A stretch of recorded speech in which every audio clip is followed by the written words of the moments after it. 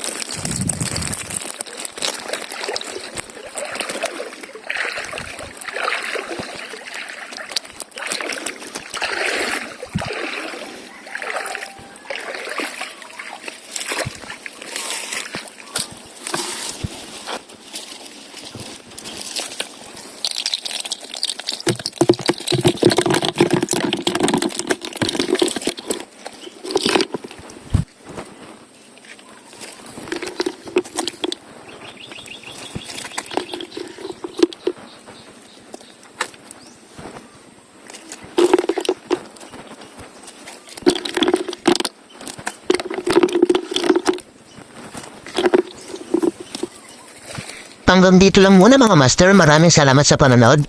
Kung nagustuhan mo ang video na to ay please like, comment and share para mas marami pa tayong mahuli na isda. You know, fish on!